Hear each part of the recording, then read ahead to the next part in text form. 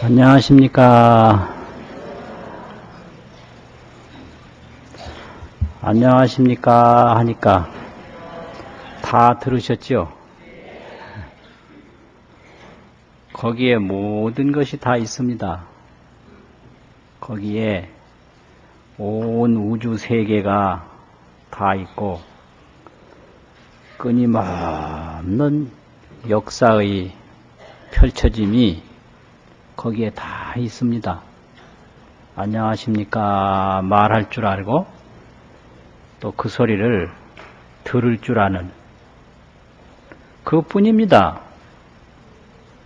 안녕하십니까 하니까 다 들었잖아요. 그것뿐이에요. 그건데 그것이 여러 가지로 펼쳐집니다. 그래서 이제 지금부터 하는 이야기는 그 안녕하십니까 하고 그걸 그대로 듣는 그 내용을 설명하는 데 지나지 않습니다. 그럼 어떻게 설명을 하냐 하면 인생과 불성 이런 제목으로 설명을 하겠습니다. 인생이라면 우리 인간 아닙니까? 인간. 그렇죠? 인간. 불성이라고 그러면 부처님은 열애인데 열애. 부처님인데 부처님의 근본 몸, 부처님의 근본 성품, 그래서 이걸 체성이라고 그러거든요. 체성, 본체, 본성. 그러니까 불성이라고 그러면 부처님의 모든 것입니다. 그 성자의 의미가 본체, 본성이다. 열애의 체성이다. 이런 뜻입니다. 그러니까 불열애 아닙니까? 그럼 열애의 본성, 열애의 본체, 열애의 모든 것이 그게 불성입니다. 그러면 그 불성이 어디에 있느냐? 우리 인생에게 있다는 겁니다. 이게. 그걸 중생이라고 하지 않습니까? 중생. 우리 사람이 보면 인생이거든요. 그러니까 그 열애가 갖출 수 있고 부처님이 얻을 수 있고 이룰 수 있는 모든 것이 우리 인생에게 다 있다. 이것이 일체중생 시류불성입니다. 일체중생에게 불성이 다 있다 이 말이거든요. 그래서 우리는 인생이니까 중생 중에서도 인생이니까 인생과 불성 이러한 믿음과 이러한 깨달음이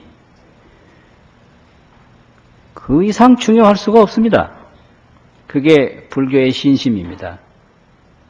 이 불성을 믿는 마음이 그게 불교의 신심입니다.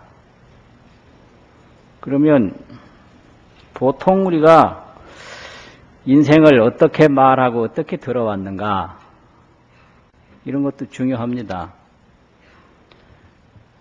제가 어릴 때 들었던 건요, 저 시골에서 그 사람들이 노래하고 하는데 들었던 인생에 대한 가르침은 인생은 쾌락이다. 이걸 이야기하는 걸 제일 많이 들었어요. 인생은 즐거움이다. 쾌락. 그게 이제 가요, 대중가요로 그대로 불러지더라고요. 지금 생각하니까. 노세, 젊어서 노세, 늙고 병들면 못 노나니. 이게 이제 쾌락인데 쾌락은 어디에 있느냐? 젊음에 있다는 얘기거든요. 그러니까 젊었을 때 아주 기쁘게 놀자. 이건데 여기에는 쾌락적 인생관이 있습니다. 그래서 쾌락이라는 건 젊음이 상징이죠. 그러니까 젊어서 많이 놀자. 늙고 병들면 못 논다 이거죠. 또 그런 가요도 있더라고요. 인생이란 무엇인가? 청춘은 즐겁다. 이 밤이 새기 전에 마시고 또 마시고 취하고 또 취하고 춤을 추자. 이런 노래 많이 들었어요. 이게 이제 쾌락적 인생관입니다. 아니, 즐겁게 살자. 늙기 전에 또 병들기 전에 즐겁게 살자. 이런 내용이죠. 그리고 또 그 다음에 많이 이제 인생을 노래하는 게 인생은 나그네다. 이 말 많이 들었어요. 어디서 왔다가 어디로 가는지 정처 없는 이 발길, 이리 갈까 저리 갈까 차라리 돌아갈까 막막하다는 거예요. 나그네다라는 거예요. 또 가만히 생각해 보면 이 인생은 나그네다, 이런 인생관도 상당히 공감하는 부분이 있습니다. 그 다음에 흔히 많이 듣는 게 인생은 조로 아침 이슬이다. 무상하다는 거죠. 이게 이제 또 많이들 이야기하고 느끼는 인생관입니다. 인생은 아침 이슬과 같다. 조로다. 아침 조자 이슬 노자. 조로가 뭡니까? 아침에 맺혔다가 해 뜨면 다 날아가죠. 인생이라는 게 그와 같다는 겁니다. 인생은 아침 이슬이다 이거죠. 또 인생은 희망이다. 희망. 이 희망의 인생관을 가지고 우리가 살아가는 겁니다. 노인들이 왜 그렇게 열심히 약을 자십니까? 희망 때문에. 더 살아있는 동안에 조금이라도 건강하게, 즐겁게, 편안하게 살 수 있다라는 희망. 자식들에게 왜 그렇게 열심히 교육에 투자를 합니까? 자식이 어른들의 미래이기 때문에. 그게 바로 아들이 희망이고 딸이 희망이에요. 나의 미래, 나의 다음 세상. 이런 거고. 왜 그렇게 학생들이 공부를 합니까? 그것도 다 미래의 희망이잖아요. 그래서 이 희망이 없으면 살아가기가 힘듭니다. 그러니까 어떠한 어려움에 처해 있다 하더라도 이 희망적인 인생관 때문에 살 수가 있는 겁니다.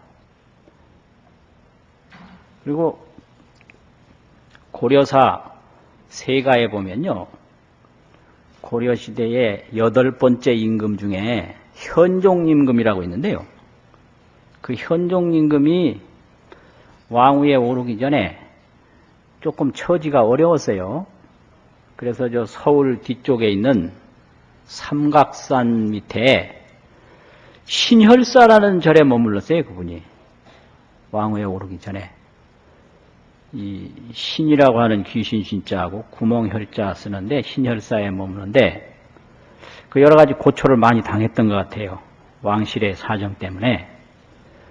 그러면서 거기서 그 흘러가는 시냇물을 보고 시를 하나 지은 게 있습니다. 이게 개수시입니다. 개수. 신의 개자 물수자.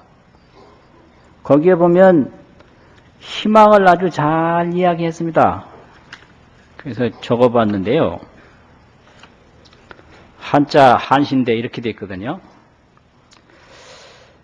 일조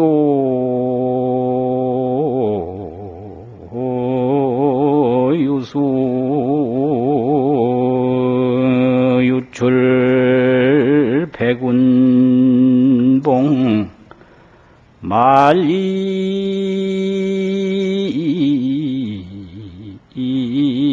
장면 거로 토잉이로다 나 무의미 답을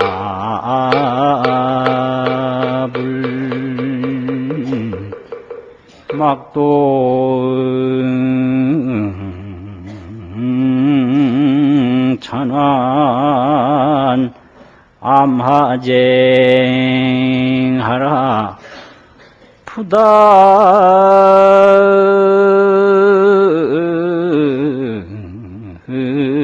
부다시일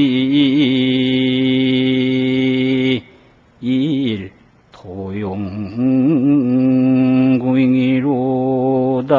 나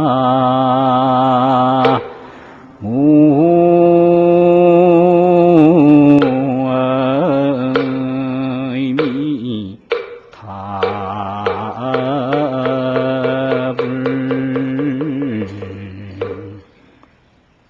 그 삼각산에서 졸졸졸졸졸졸 흘러오는 그 시냇물을 보고 자기의 희망을 노래한 시입니다. 그 시냇물이 일조가 유출, 이게 물숫자 비슷하게 보여서 수라고 읽다 보니까 날출자더라고요. 한 줄기가 흘러나온다, 유출이에요. 어디서 흘러나오느냐? 백운봉에서. 그 삼각산에 보면 백운봉이 높지 않습니까? 한 줄기 시냇물이 백운봉에서 졸졸졸졸졸 흘러나오는데 만리 창명의 거로통이라. 만리나 되는 창명은 바다인데요. 저 바다에까지 가는 길이 통해졌다. 만리 창명 거로통이라. 갈 것자 길로자 거로가 통해졌다. 그게 지금 이렇게 보면 아주 조그마한 작은 양이, 적은 양이 흐르는 한 줄기 시냇물에 불과하지만 이게 얼마 안 있으면 바다로 흘러간다 이 얘기예요. 그래서 그 시냇물을 보는 게 아니라 시냇물에서 바다를 보는 거죠. 그래서 만리 창명에 가는 길이 통해졌다. 막도 잔환이 암하제하라. 잔잔하고 쫄쫄 흐르는 이게 잔환인데, 잔난. 암하제, 바위 밑에 지금 있다고 말하지 말아라. 잔잔히 몇 방울씩 안 흐르는 그 시냇물이 바위 밑에 지금 있다고 말하지 말아라. 부다시일의 도용궁이라. 부다시일. 시일이라는 건 때시자 날일자인데 시일이 얼마 안 있으면 부다요. 많지 않으면 며칠 안 있으면 용궁에 도달하리라 이렇게 돼 있어요. 이 시냇물 한 방울이 얼마 안 있으면 이게 저 바다의 용궁에 도달하리라 이거거든. 그러면 그 시냇물이 누구냐? 그 앞으로 현종이 될 자기 자신입니다. 내가 지금은 이렇게 어렵게 왕실에서 나와서 삼각산 신열사에 몸을 의탁하고 숨어 있지만 얼마 안 있으면 왕위에 오를 것이다. 지금은 이 바위 아래 졸졸졸졸 흐르는 입장이지만 얼마 안 있으면 이게 용궁, 바다 용궁에 도달할 것이다. 이런 뜻이죠. 이게 희망입니다. 이런 희망. 그래서 이걸 붙들고 우리가 사는 거예요. 희망을 붙들고. 그런데 그 희망이 안 이루어지는 경우가 종종 있습니다. 그것은 여러 가지 사정에 의해서 안 이루어지거든요. 어리석은 희망을 가지면 그걸 욕망이라고 그래요. 지혜로운 희망을 가지면 그거는 서원이 되는데 서원은 이루어집니다. 근데 욕망은 거기에 어리석음이 껴들어서 장애가 생깁니다. 그 희망이 제대로 안 이루어졌을 때 슬픔이 오는데요. 그걸 통곡이라고 합니다. 통곡. 그래서 인생의 희망은 어리석음으로 이루어진 희망이 많기 때문에 그걸 욕망이라고 그러고요. 욕망은 통곡이다. 그래서 어떤 분은 그럽니다. 인생은 통곡이다. 인생이 늙어서 죽을 때 통곡 안 하는 사람이 없다. 그게 왜 그러냐? 이 희망이 잘못돼서 그렇습니다. 이게 희망이 지혜로운 희망이 돼 있으면 통곡할 수가 없습니다. 그런데 이게 이루어지지 못할 희망을 가진 겁니다. 그래서 거기에서 슬픔이 와서 통곡을 하게 되죠. 그런데 부처님이 가르친 것은 그런 뭐 희망이다, 쾌락이다 그런 게 아니고요. 인생은 불성이다. 이걸 가르쳤거든요. 인생은 불성이다. 그러면 불이 뭐냐? 불은 모든 그 아름다움과 지혜로움과 그 기쁨과 광명, 이루 말할 수 없는 것을 다 이루었을 때 불이라고 합니다. 열애라고 그래요. 그래서 그걸 표현한 말이 열애는 불생불멸이다. 이래요. 나는 게 아니고 죽는 게 아니다. 또 열애는 상락아정이다. 무상한 게 아니라는 거죠. 늘 항상한 것이고 괴로운 게 아니고 즐거운 것이고 무아 내가 없는 게 아니고 참나가 있는 것이고 더러운 게 아니고 깨끗한 것이다. 이거 상락아정이라고 그래요. 또 열애는 자비희사다.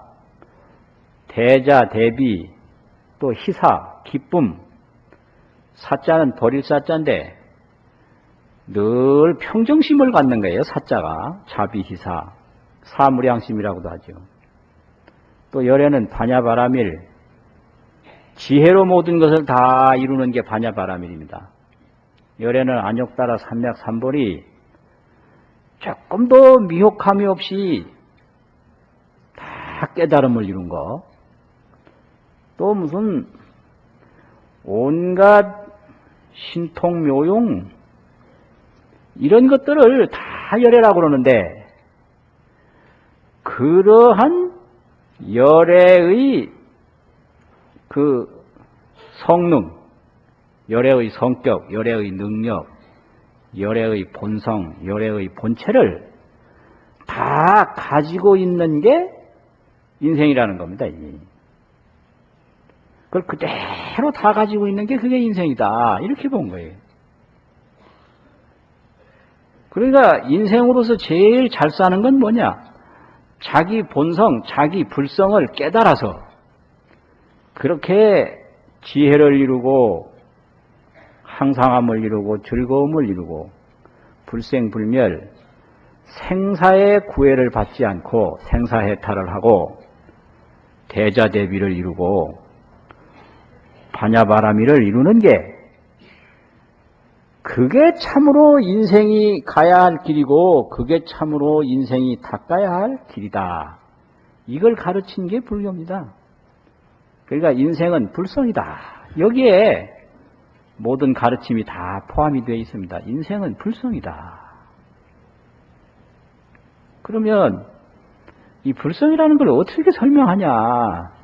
이게 참 중요한 건데요.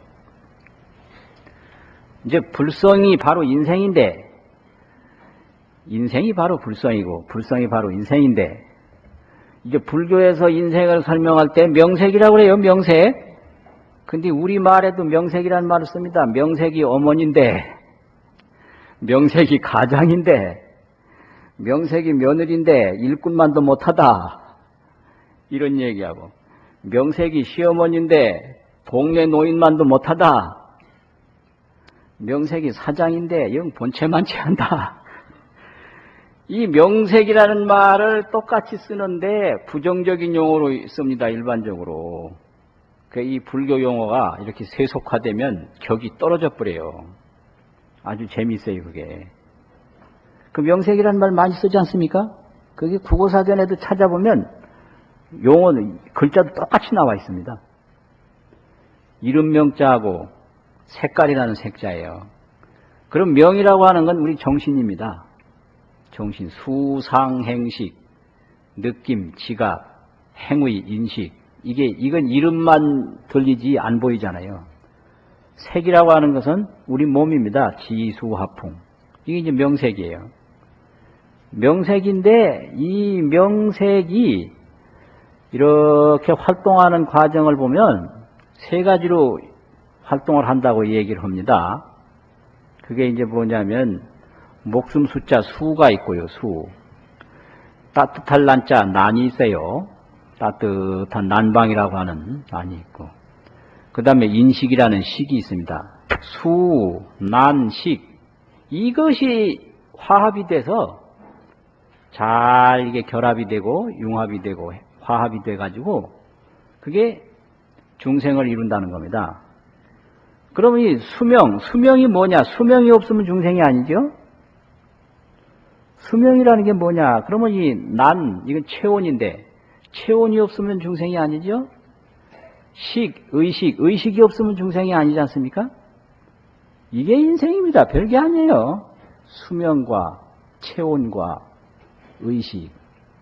그러면 수명은 뭐고 체온은 뭔가? 수명은 다른 게 아닙니다. 숨 쉬는 겁니다. 이거예요. 숨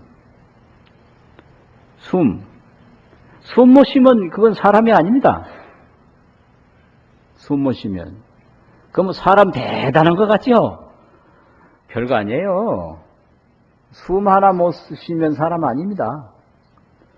또 사람 대단한 것 같지만 별거 아닙니다. 이 몸이 사늘하게 식어버리면 안 돼요. 그 몸은 어째서 안 식나? 심장이죠, 심장. 숨 쉬고 심장 뛰고. 그거 안 되면 이 몸의 기능은 떨어지지 않습니까? 색이 없어지는 거예요.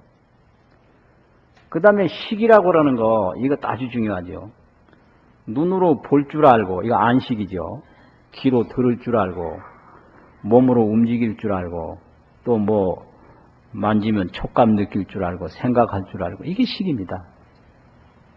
그래서 수, 난, 식 이렇게 설명을 합니다. 이 경전에서. 그래서 수명과 체온과 인식. 못 보면 죽었다고 그러잖아요. 못 보면. 못 들으면 뭐 안 된다고 그러잖아요. 그런데 이제 여기에 불성이 있다는 겁니다. 여기에. 그럼 뭐가 불성이냐? 이걸 몸을 갈라보고 뭐 마음을 조사해봐도 불성 안 보이거든요. 그런데 있는 거예요. 그러면 이 몸을 떠나고 있느냐? 그렇지 않아요. 몸 떠나지 않고 있습니다. 그래서 이 몸 전체가 불성이라는 거죠. 그런데 또 몸이 불성이냐? 그건 또 아니에요. 그래서 이 불성을 보는 것을 반야바라밀 지혜라고 합니다. 우리 몸에서 죽지도 아니하고 괴롭지도 아니하고 허무하지도 아니하고 더럽지도 아니한 그런 상나가정을 그대로 보면 그걸 구족지혜라고 해요. 구족지혜. 구족한 지혜다. 이렇게 열반경에서 설명을 합니다. 이게 불성이에요. 자, 그러면 이 불성을 도대체 어디 가서 찾나? 정도가라고 하는 아주 중요한 법문이 있습니다. 중도가라고 하는 법문이 있는데 그 법문 중에 그런 법문이 있어요.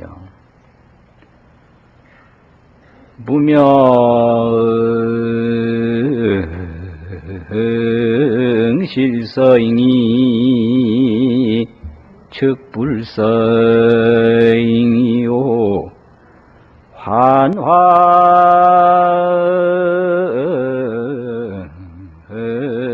공신이 이 즉법신이로다나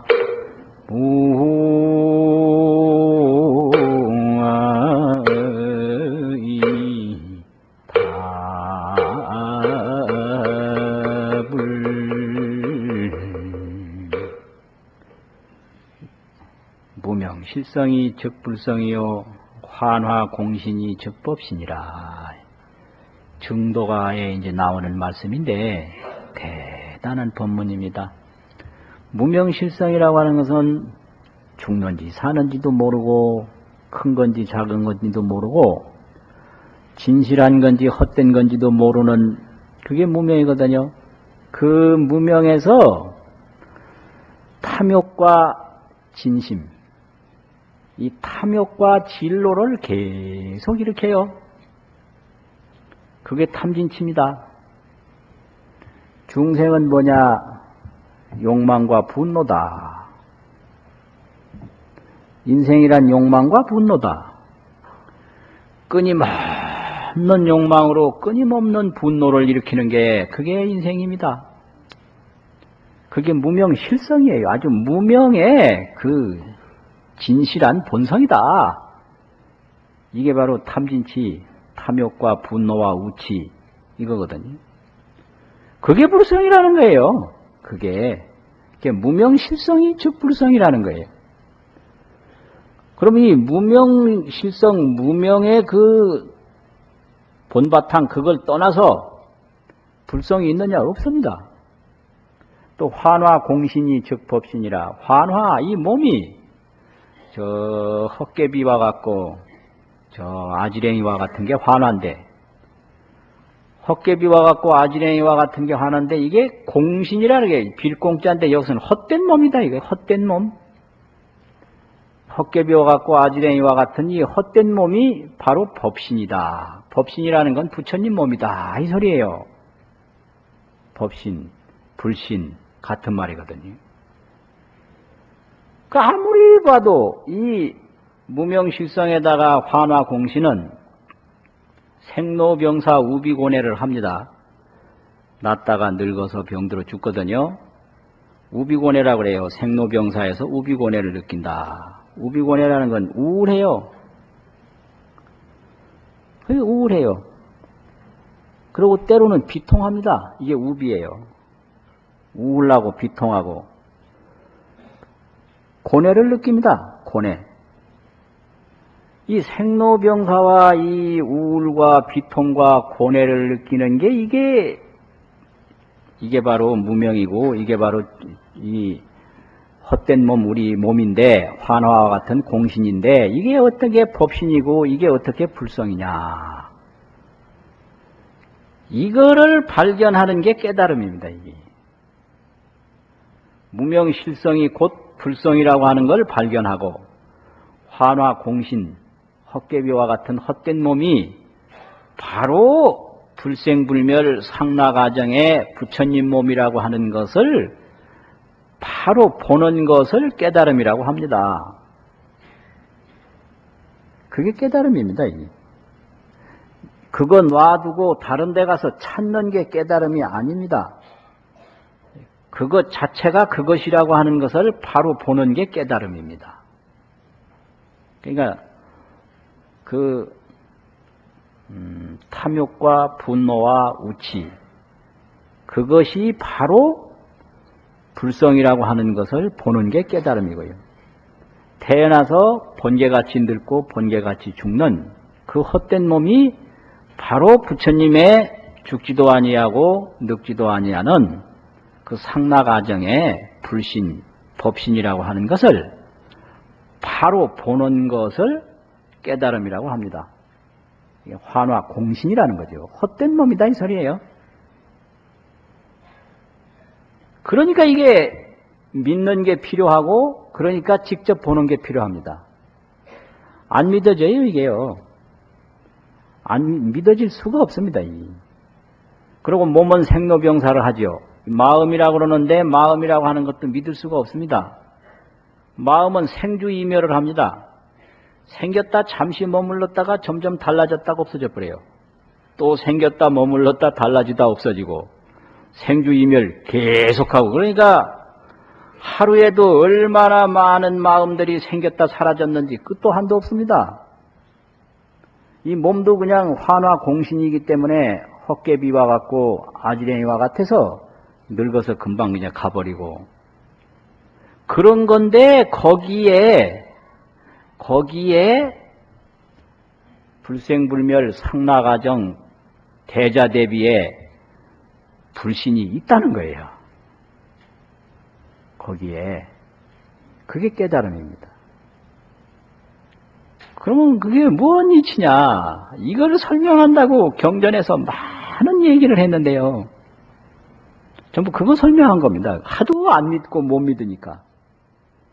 근데 이게 알고 보면 조금도 거짓말이 없는 겁니다, 이게. 거짓말이 없고 바로 그것이기 때문에 이게 깨닫기가 얼마나 쉬우냐. 그 깨닫기가 얼마나 쉽다는 거 설명한 거 많이 들어보셨죠? 쉬운 중에 쉬운 것이 세수할 때 코 만지는 건데요. 그거보다 더 쉽다고 합니다. 이 세수할 때 코 만지는 것보다 더 쉽다 이렇게 말씀하십니다. 또 깨달음이 얼마나 쉬우냐 하면은 이렇게도 설명할 수가 있습니다. 어린아이가 어머니 품에서 어머니 찾는 거다. 그거 얼마나 쉽겠어요? 어린아이가 어머니 품에서 어머니 찾는 거다 이거죠. 그 어머니 품에 이제 떡 있는데 아이가 어머니를 잃어버리기도 했고 잊어버리기도 했고 완전히 잊었어요. 왜 그러냐? 이 엄마는 내 엄마가 아니고 아주 마음씨도 좋고 잘 사랑해주고 자기 하자는 대로 다 해주는 참 내 엄마가 어디 따로 있을 거다.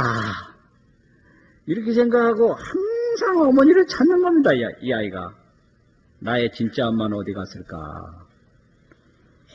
지금 엄마는 이거 순 가짜 엄마고 내 엄마 아니고 정말로 이게 진짜 엄마 어디 있을 거다. 이래가지고 찾아요. 그거 완전히 잊어버린 거예요. 그래서 어머니 품에 안겨 있으면서도 어머니 잊어버렸어요. 그런데 그걸 찾게 되는 거죠. 그러려면 어떻게 하면 찾겠습니까? 어머니를 다른 데서 찾는 그 생각을 지워야 됩니다. 그걸 망상이라고 합니다. 이 망상이라고 하는 것은 뭘 찾는 마음이에요. 구하는 마음. 그걸 허망한 생각이다라고 해서 망상이라고 합니다. 또 허망한 생각이라고 해가지고 망념이라고도 하고요. 생각념자, 망념, 망상. 그게 우리가 언제부턴가 이 구하는 마음이 앞서서 모든 걸 다 잊어버렸습니다. 그걸 번뇌라고 합니다. 구하는 마음을. 이 구하는 마음이 늘 앞서가기 때문에 자기 현재 가지고 있는 걸 다 잊어버렸어요. 그러니까 이 번뇌 망상만 일으키지 아니하면 그거 참 깨닫는 거 쉬운 거죠. 그렇게 쉬울 수가 없죠. 그러니까 깨달음이 얼마나 쉬우냐. 세수할 때 코 만지는 것보다 더 쉽다. 조금 더 거짓말이 아닙니다. 어머니 품에서 어머니 찾는 것과 같다.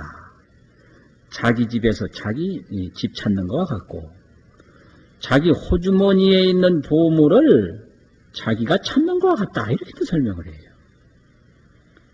조금 더 이게 없어진 게 아닙니다. 없어진 게 아닌데 자기가 엉뚱한 걸 구하면서 그걸 모르고 있는 거예요. 그걸 망상이라고 해요. 그래서 망상에 가려서 참나를 모른다라고 하는 얘기는 다른 것을 구하고 다른 것을 찾으면서 자기 본래를 잊어버렸다. 본래를 잃어버렸다. 이런 소리입니다. 그러니까 인생이요. 가만히 보면 뭐 잘하려고 온갖 걱정하는데 그 걱정 때문에 다 잃어버리는 거예요. 걱정 때문에. 그런데 우리 몸, 우리 생각, 우리 몸과 생각을 전혀 떠나지 아니하고 거기에 죽지도 아니하는 참나가 있고요. 거기에 근심 걱정 없는 참나가 있고 거기에 대자대비 참나가 있고 거기에 안욕따라 삼맥삼불이 반야바라밀 모든 그 신통 능력이 다 있다. 이게 바로 인생은 불성이다라는 가르침입니다. 그래서 이걸 비유로 이제 설명을 하는데 열반경 같은 경에서 불성 얘기를 참 많이 했습니다. 그 열반경에 보면 자별우유가 있어요. 자별우유. 피가 섞인 우유가 있습니다. 피 섞인 우유를 자별우유라고 그러죠. 그런데 제호 상미가 있습니다. 제호. 우유 중에서 제일로 아주 정제된 그런 요리 음식을 제호라고 그럽니다. 그런데 이게 이제 우유가 그다음 더 정제가 되면 낙이라고 그래요. 유에서 낙이 나오고 낙에서 소가 나오는데요. 소는 생소, 숙소, 익지 아니한 생소가 있고 익은 숙소가 있어요. 그래서 이제 낙에서 생소가 나오고 생소에서 숙소가 나오고 숙소에서 제호가 나와요. 이게 5단계입니다. 이게 5단계. 그런데 이 제호는 상미거든요. 제호는 가장 높은 맛이에요. 제호 상미. 그런데 이 제호 상미가 어디에 있느냐? 이 자펼 우유에 그대로 다 있다는 거예요. 우유를 떠나서 제호가 없지요. 그러면 우유는 뭐고 자펼은 뭐, 피는 뭐냐? 피는 그건 번뇌망상이고요. 우유는 우리 이 4대 5온 우리 중생의 몸입니다. 인생이에요. 그냥 인생만이 아니라 온갖 번뇌망상, 온갖 시박을 다 짓고 온갖 죄를 다 짓는 그러한 이 중생에게 그게 우유와 같은 건데 그 열애의 모든 것이 다 들었다 이 말이죠.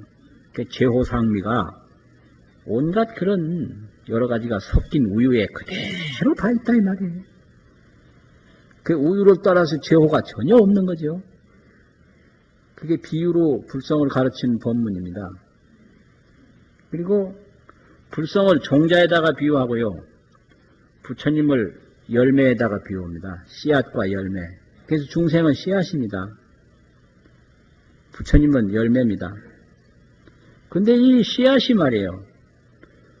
어떤 과정을 겪느냐 그러면 처음에 싹이 트지 않습니까? 싹.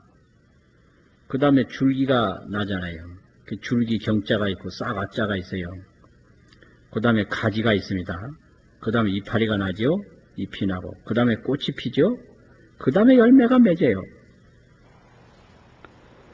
그런데 이 열매를 맺고 보면 처음에 심었던 씨앗하고 똑같습니다. 이게.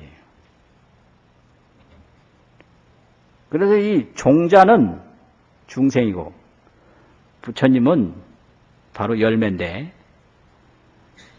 이 종자에 열매가 그냥 그대로 다 있는 거죠. 그런데 틀리거든요. 그런데 이 어느 과정으로 가든지 조금도 다름없이 다 갑니다. 싹이 이제 나면 그 열매가 안 보이지 않습니까? 그래도 그 싹 속에 또 열매가 있는 거예요. 줄기에도 열매 안 보이죠. 그래도 그 열매가 있고 또 가지에도 열매가 있고 잎에도 있고 꽃에도 있고 이 열매가 맺히는 거예요. 이게 조금도 그 다름이 없이 그렇게 발전하지만은 다 온다 이 말이죠. 그래서 그거를 시를 하나 읊어봤는데요.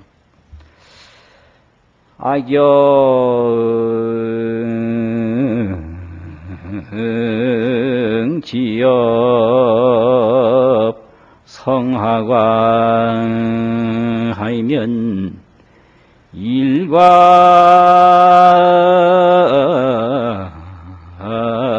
능공 백억개로다 나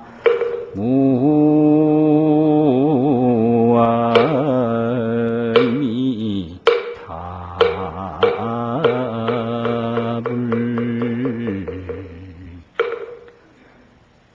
이 조그마한 씨앗이 악영지엽이라고 악영지엽 싹아자가 있거든요.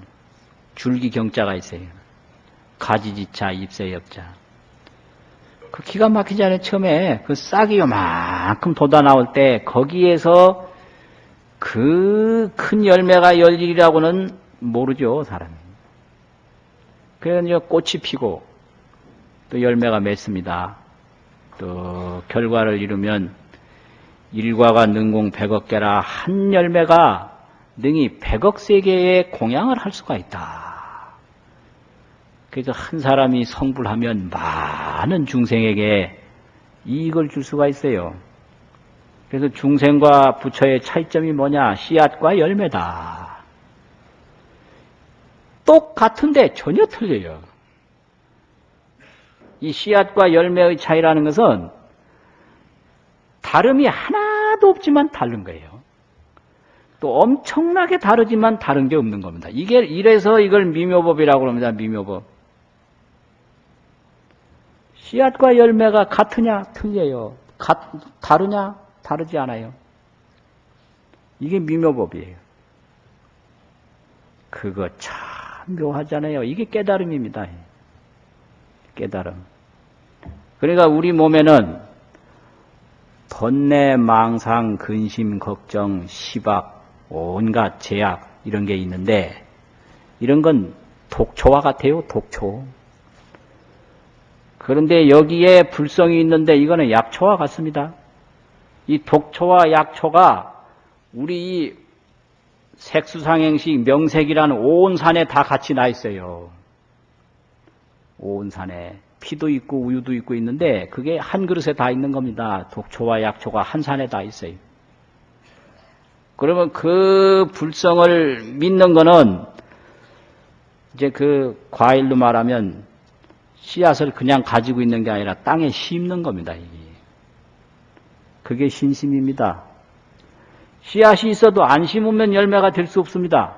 아무리 우리가 불성을 가지고 있다 하지만 이걸 안 믿고 거부해버리면 소용없어요. 그냥 영원히 씨앗으로 있을 뿐입니다. 이걸 심으면요. 그게 신심인데 거기에서 이제 번뇌는 사라지고 공덕이 자꾸 나옵니다. 이게 싹이 나는 거예요. 그 다음에 줄기가 자랍니다. 이게 아경입니다. 가지가 납니다. 이게 지입니다. 이파리가 나요. 지엽이에요. 그 다음에 꽃 피죠. 열매 맺죠. 이게 화과입니다. 꽃 화자, 열매 과자. 이렇게 되는 거죠. 이거 성불이에요. 이렇게 성불하면 거기에 어마어마한 공덕이 나타나니까 일과가 능공 100억 개라. 한 열매가 능히 100억 개의 공양을 한다. 이 말이죠. 그래서 이게 법문이에요. 그래서 이게 이제 이렇게 인생을 가르친 것이 이 부처님 가르침 외에는 없습니다. 한번 생각해 보세요. 뭐 인생은 쾌락이다. 좋기는 좋은데 그거 가지고 인생 문제가 해결이 안 됩니다. 또 무슨 뭐 인생은 아침 이슬이다. 그것만 가지고 해결이 안 돼요. 인생은 불성이다. 그 불성은 뭐냐? 바로 씨앗이다. 성불은 뭐냐? 열매다. 그럼 어떻게 해야 성불하냐? 씨앗을 심어서 싹이 나서 줄기가 자라고, 그죠?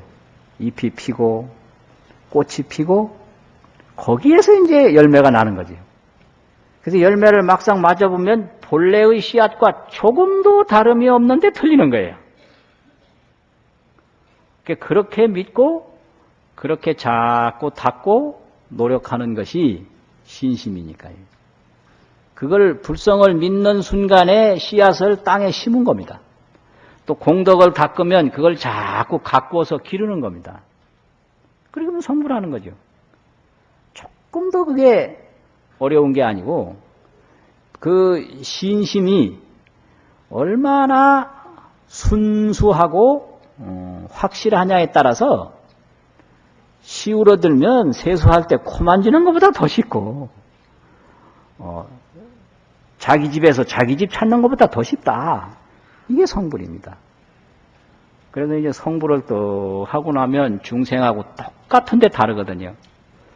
이 같으면서 다르다라는 것이 우유하고 제호와 같다.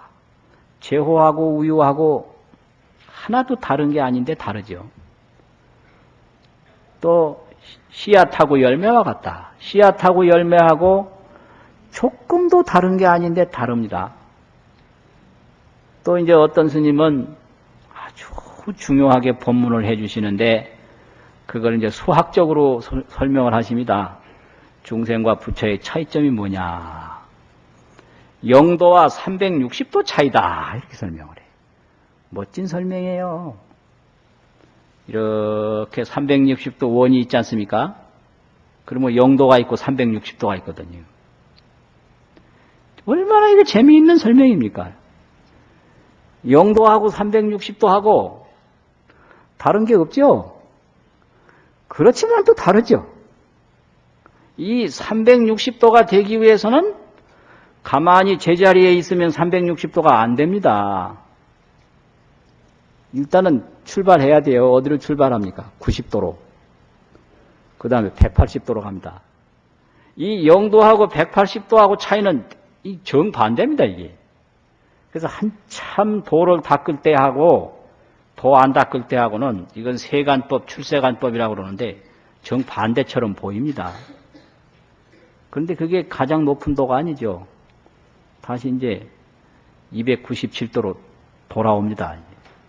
나중에 완전히 돌아와서 360도까지 돌아옵니다. 그게 성불이에요. 그래서 이제 이런 것을 믿는 게 그게 한번 인생을 걸어볼 만한 희망입니다, 이게. 자, 이 몸 죽기 전에 성불 한번 해보자. 그거 얼마나 중요한 희망이에요. 그걸 신심이라고 그럽니다. 그냥 신심 하니까 간단한 얘기 같은데 그게 아니고요. 이렇게 영도를 360도로 한번 만들어 보는 거. 씨앗을 열매로 만들어 보는 거. 피 섞인 우유를 제호 상미로 한번 만들어 보자. 거기에 가능성은 충분히 있다. 거기에 그 신심과 열정을 가지면 금방 된다. 세수할 때 코 만지기보다 더 쉽게 된다. 이런 믿음을 가지고 원을 세우고 자꾸 닦는 걸 그걸 신심이라고 하고 수행이라고 합니다. 마치겠습니다.